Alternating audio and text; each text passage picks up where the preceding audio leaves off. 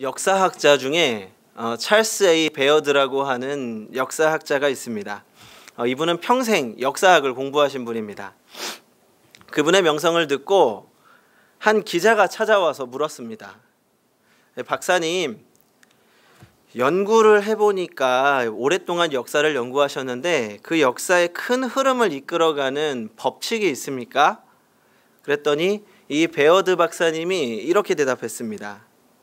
이 역사를 움직이는 4가지의 룰이 있음을 발견했습니다. 이것을 역사의 4대 진리라고 합니다. 첫 번째는 공동체를 무너뜨리는 것은 전쟁이나 부패가 아니고 교만이라고 합니다. 그 전쟁이나 전염병 이런 것들은 언제든지 그 나라가 극복하고 이겨낼 수 있지만 그 나라의 지도자들이 교만해지고 오만해지면 반드시 그 나라는 무너졌다는 겁니다. 이 성경에도 같은 원리를 말씀하고 있습니다. 인간이 멸망하는 이유는 죄 때문에 멸망하지 않습니다. 인간이 멸망하는 이유는 그 죄를 회개하지 않기 때문입니다. 우리가 교만하여져서 그 죄가 죄인지 모른다면 그때 교회는 무너진다는 것입니다. 두 번째로 역사의 심판은 천천히 돌지만 반드시 이루어진다는 것입니다. 그 악인이 그 순간에는 득세하는 것처럼 보이지만 긴 역사를 돌아보면 반드시 역사의 심판이 내려지더라는 겁니다. 그 당대를 살 때에는 이것이 이루어지지 않을 것처럼 보이지만 많은 세월이 지나고 보면 역사의 심판은 반드시 이루어졌다는 겁니다. 세 번째로 이 벌과 꽃의 관계를 들어서 설명합니다. 꽃의 꿀을 얻는 벌이 꽃의 허락을 받지 않고 채집하지만 그것 때문에 꽃이 수정해서 열매를 맺게 된다는 겁니다. 꽃의 입장에서 볼 때는 벌이 와서 다 자기 것을 뺏어가는 것 같지만 결국은 그것으로 인해서 다른 꽃들이 또 다른 열매를 맺게 된다는 거죠. 그러니까 역사에는 악인이 있고 악한 사람이 있고 나쁜 짓을 하는 사람들도 있지만 그들로 인하여서 역사의 한 부분이 발전한다는 겁니다. 이것은 성경의 가르침과도 일맥상통합니다. 악한 사람은 악한 일을 행하지만 하나님은 오히려 그것을 통해 선한 행동을 가져오신다는 겁니다. 그래서 우리는 악인을 보고 지나치게 불평하거나 원망할 필요가 없습니다. 네 번째로 이 베어드 박사가 말하는 네 번째 진리는 어둠이 임해야 별이 보인다는 사실입니다. 어두워질 때 별이 더 선명하게 빛나는 것처럼 우리의 인생에도 어려움과 고통이 찾아오면 역사의 어둠 속에서 별과 같은 존재가 나타나 길 잃은 자들에게 길을 안내한다는 것입니다. 베어드 박사는 어둠 속에서 별을 볼 수 있는 사람은 어둠 속에 땅을 바라보는 자가 아니고 어둠 속에 하늘을 바라보는 사람이라고 이야기합니다. 성도 여러분, 어떤 공동체이든지 국가이든지 혹시 개인에게든지 어둠이 찾아올 때가 있습니다. 질병이라는 어둠, 실패라는 어둠, 좌절이라는 어둠, 그 어둠 속에 한숨 쉬고 좌절하고 낙심하는 사람은 더 캄캄한 땅만을 바라보게 됩니다. 하지만 그 어려움 가운데 비전을 가지고 꿈을 가지고 어려움 속에서 하늘을 보는 사람은 밝게 빛나는 별을 보게 되고 그 별을 따라 어둠을 벗어날 수 있게 되고 그 사람의 삶 자체가 별과 같이 빛나게 된다는 사실입니다. 이 베어드 박사가 말하는 역사를 이끄는 4가지 법칙은 정확하게 성경이 우리에게 가르치고 있는 방향과 일치합니다. 오늘 우리가 보게 될 에스더의 말씀의 상황에서 이스라엘은 어둠에 처하게 됩니다. 북이스라엘은 기원전 722년에 아수르에 의해서 멸망당했고 남유다도 기원전 538년에 바벨론에 의해서 멸망당하게 됩니다. 그리고 바벨론은 바사, 즉 오늘날 이야기하는 페르시아에 의해서 멸망당하게 되고 유다인들은 여전히 그들의 포로 생활을 하고 있습니다. 오늘의 이야기는 바로 그 페르시아의 포로기였던 유다의 이야기입니다. 우리는 이 에스더를 읽으면 에스더 이야기에 집중합니다. 어려운 상황 속에서 죽으면 죽으리라고 나갔던 그의 믿음을 초점을 맞춥니다.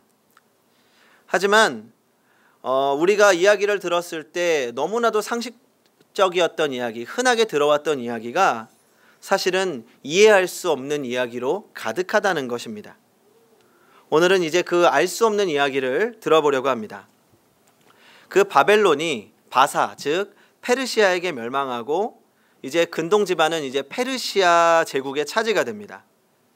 이 당시 페르시아는 인도로부터 구스까지, 즉 지금의 파키스탄부터 나일강 상류에 있는 에티오피아까지 자그마치 172개의 도를 차지하고 있는 거대한 제국이었습니다. 그래서 이 페르시아의 제국의 왕은 이런 나라의 부함, 위엄을 자랑하기 위해서 이 잔치를 베풀었는데 그 잔치가 굉장히 성대했습니다. 그 에스더 1장 3절을 한번 같이 읽어보겠습니다.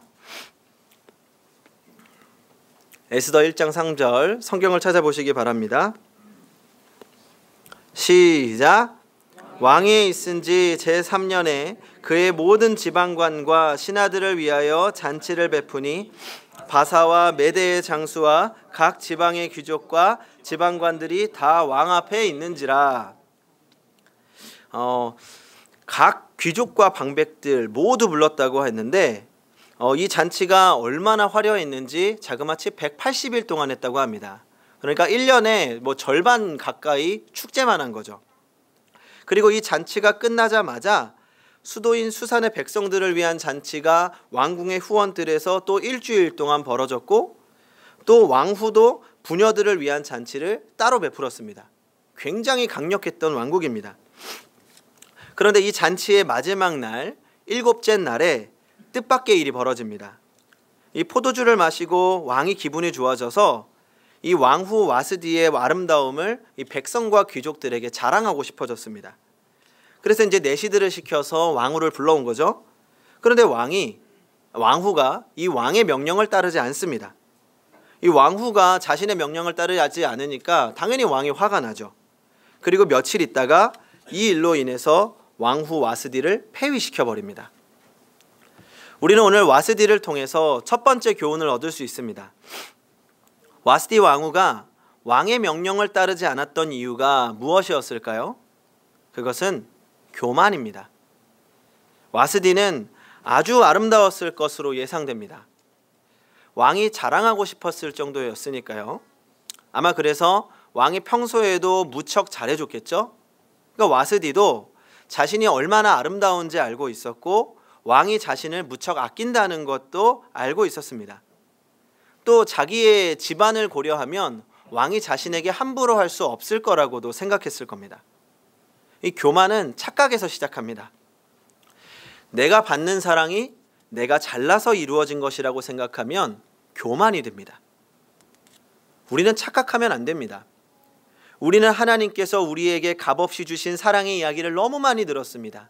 하나님은 당신을 사랑하십니다. 예수 그리스도의 십자가가 당신을 위한 사건입니다.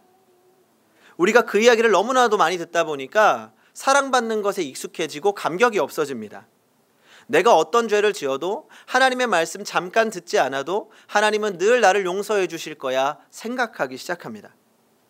이러한 교만은 우리를 죄에 대한 무감각으로 이끌게 됩니다. 성도 여러분, 주님의 사랑에 대해서 무감각하다면 우리는 우리의 교만을 다시 돌아봐야 합니다. 그리고 주님의 사랑에 대한 감격을 회복해야 합니다. 다시 이야기로 돌아가서 벌어진 사건을 보면 너무나도 당연하고 흔한 이야기지만 곰곰이 생각해보면 이 이야기가 이상한 걸 알 수 있습니다. 성도님들은 오늘 왕의 행동이 이해가 되십니까? 아무리 왕이라지만 그것도 모두가 취한 상태에 있던 그런 자리에 술자리에 왕후를 불러낸다는 거, 그건 마치 이 왕후를 동물원의 원숭이처럼 만들고 사실은 자신의 위엄도 깎아내리는 행동입니다. 그런데 왕이 왜 이런 행동을 했을까요? 그리고 술에서 깨고 나서는 분명히 자기가 잘못했다는 것, 자기의 실수도 알았을 겁니다. 그런데 그의 분노가 가라앉지 않았고 그럼에도 불구하고 와스디를 왕후의 자리에서 쫓아낸 겁니다. 또 당시 페르시아의 왕이라면 나는 새도 떨어뜨릴 만큼의 큰 권력을 가진 사람이었습니다. 그런 왕의 명령을 수많은 손님들 앞에서 거절한다는 것, 이거 사실은 쉽지 않은 일입니다. 그 옛날 300이라는 영화를 보면 페르시아 왕을 표현한 적이 있습니다. 굉장히 무섭습니다. 왕이 왕후가 그런데 왜 이런 행동을 했을까요? 사실 아무리 교만했다고 하더라도 그런 행동을 한 것에 대해서 에스더는 왕후 역시 이해할 수 없습니다. 그렇게 몇 해가 지났습니다. 시간이 지나면서 왕은 왕후에게 행한 자신의 잘못을 깨닫게 됩니다. 그리고 와스디를 생각하면서 자신의 행동을 후회합니다. 그때 이제 옆에서 그 모습을 지켜보던 신하들이 왕에게 이제 새로운 왕후를 맞이할 때가 됐습니다 라고 이야기했고, 왕도 역시 그 이야기에 동의하고 새로운 왕후를 뽑기로 합니다. 그런데 오늘 놀라운 일이 벌어지는 겁니다.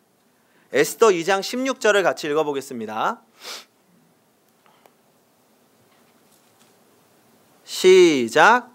아하수에로의 왕의 10월 곧 베데덜에 에스더가 왕궁에 인도되어 들어가서 왕 앞에 나가니, 이 왕후의 후보로 에스더가 뽑힌 겁니다. 그 우리나라의 사극을 보면 어떻습니까? 그 조선시대의 왕 또는 이 세자의 배필을 뽑을 때 주로 어떤 여자를 뽑죠? 그 대부분은 그 조정의 중신들이나 그 당대의 명문 가문에서 이제 뽑게 됩니다.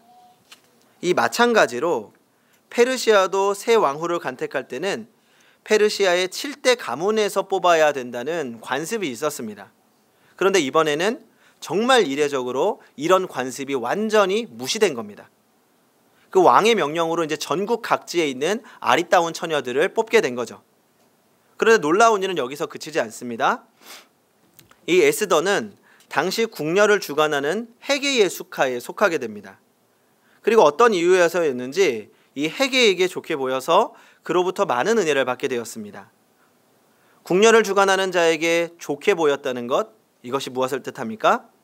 그만큼 더 좋은 교육을 받고 그만큼 더 좋은 것들을 제공받고 그만큼 왕에게 잘 보일 수 있는 기회를 얻게 된 겁니다. 그래서 정작 이 에스더를 놀라게 한 일은 따로 있습니다. 이 왕후의 후보들은 차례대로 아하수에로 왕에게 나갔는데 이 저녁이면 갔다가 아침에는 둘째 후궁으로 돌아오게 되어 있었습니다. 여기서 둘째 후궁으로 돌아온다는 건 이 왕의 마음에 들지 않았다는 것이고, 왕이 그의 이름을 부르지 않으면 영원히 왕에게 나가지도 못하고, 그렇다고 집에도 가지 못하고, 남편은 있지만 과부와는 다를 바가 없는 그런 신세가 됩니다. 그리고 왕후의 후보로 모였다는 처녀들이 어떤 사람들입니까? 당시 전 지역을 다스리고 있던 페르시아에서 가장 아름답고 예쁜 사람들만 모여 있었습니다. 그런데 그 중에서 이 왕의 마음에 들어서 왕후가 된다는 것, 그건 하늘의 별을 따는 것보다 훨씬 더 어려운 일입니다. 그런데 놀랍게도 그 어려운 일이 에스더에게 이루어졌습니다. 페르시아 전역에서 모인 그 아리따운 처녀들을 모두 제치고 에스더가 왕후가 된 것입니다. 한마디로 에스더는 말도 안 되는 과정을 통해서 왕후의 자리까지 오르게 되었습니다. 어떻게 이런 일이 일어났던 걸까요? 왜 이런 일이 생겼던 걸까요? 사실 기가 막힌 우연이죠. 어쩌면 그냥 우연의 연속이라고 생각할 수 있습니다. 하지만 우리는 왜 에스더에게 이런 일이 일어났는지 알 수 있습니다. 말도 안 되는 과정을 통해서 에스더가 왕후가 될 수 있었던 이유가 무엇입니까? 바로 하나님 때문입니다. 예전에 한 청년을 신방했던 적이 있습니다. 올해 초였는데 이 친구는 예수님을 믿고 신앙생활을 한 지 얼마 안 되는 친구입니다. 그 한동안 바쁜 일이 있어서 교회 나오지 못하고 제가 이제 회사로 찾아가서 이야기를 나누게 됐습니다. 일상적인 이야기를 나누었고 자연스럽게 이제 차 타고 집에 오면서 더 이야기를 했습니다. 이 자연스럽게 분위기가 무르익고 이제 신앙 이야기로 넘어갔습니다. 그래서 제가 물어봤습니다. 너는 예수님을 믿기 전과 믿고 나서 달라진 게 뭐니? 뭐가 달라졌니? 그랬더니 이 친구가 말하기를 첫 번째는 주일에 예배를 드리지 않으면 너무나도 마음이 불편하다는 겁니다. 지금은 여러 가지 일들이 있어서 당분간 나오지 못했는데 자기가 나가지는 못해도 마음이 늘 불편하더라는 겁니다. 그리고 두 번째가 있다면 더 이상 우연이 아니라는 것을 알게 됐다는 겁니다. 자신이 학교를 졸업하고 이 회사에 취직하게 된 것, 때로는 힘든 일이 찾아오는 것, 때로는 좋은 일이 찾아오는 것, 이런 것들이 우연이 아니라는 걸 알게 됐다는 겁니다. 만약 예전이라면 그냥 우연이겠지 생각했을 텐데 이제는 이게 우연이 아니라 하나님의 인도하심이라는 것을 알게 됐다는 거죠. 짧은 신앙생활을 한 친구지만 하나님의 섭리를 이해할 수 있는 놀라운 지혜를 얻었다고 생각합니다. 물론 또 최근에는 또 여러 가지 일들이 있어가지고 종종 예배에 나오지 못하고 있는데 제가 기도하고 있는 게 그 친구의 마음이 심히 불편하기를 기도하고 있습니다. 우리가 가지고 있는 성경 중에 오늘 에스더는 참 특이한 성경입니다. 왜냐하면 에스더에는 하나님이라는 단어가 한 번도 등장하지 않기 때문입니다.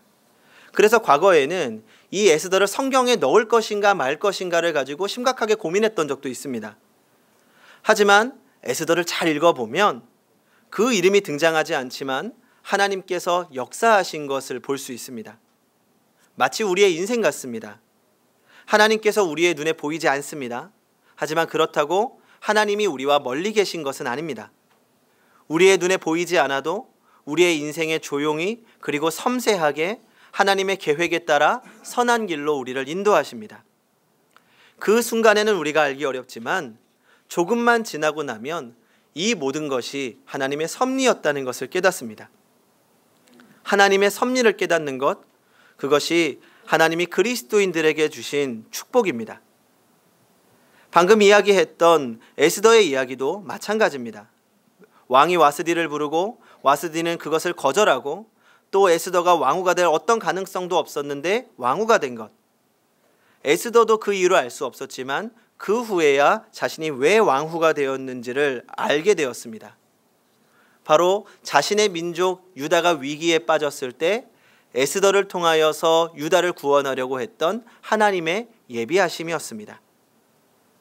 오늘 말씀을 통해서 우리는 세 가지 교훈을 얻을 수 있습니다. 첫째로, 우리는 보이지 않는 하나님의 역사를 신뢰해야 합니다. 우리의 삶을 생각하면 왜 지금 나에게 이러한 일이 일어나고 있는지 이해할 수 없을 때가 참 많이 있습니다. 힘든 일이 있을 때에도, 기쁜 일이 있을 때에도, 하지만 우리는 그때마다 기억해야 합니다. 지금 비록 내 눈에 보이지는 않고 때로는 느낄 수 없을 때도 많이 있지만 하나님께서 역사를 움직이고 있다는 사실을 인정해야 합니다. 그러므로 우리는 이제 이 세상뿐만 아니라 지금 나의 삶도 주님의 통치 아래에 있다는 사실을 늘 기억하시기 바랍니다. 세상과 우리를 창조하신 역사의 하나님을 신뢰하시기 바랍니다. 우리가 지금 당장 주님의 뜻을 알던, 지금 당장 주님의 뜻을 모르던 이 세상은 하나님의 계획 가운데 이루어진다는 것을 기억하시기 바랍니다. 두 번째로, 어두움 가운데 하늘을 바라보아야 합니다. 베어드 박사의 역사를 움직이는 4가지 법칙 가운데 마지막 법칙을 기억하십니까? 역사의 어둠 가운데 빛을 바라보아야 한다. 이것을 우리말로 풀자면 우리가 이해할 수 없는 상황 가운데 우리는 하나님을 바라보아야 한다는 것입니다. 세상엔 하나님이 아니면 설명할 수 없는 일들이 너무나도 많습니다. 우리의 상식으로는 이해할 수 없지만 하나님 안에서는 그 뜻을 발견할 수 있습니다. 그리고 우리는 돌아보아야 합니다. 지금 나는 왜 여기 있는가?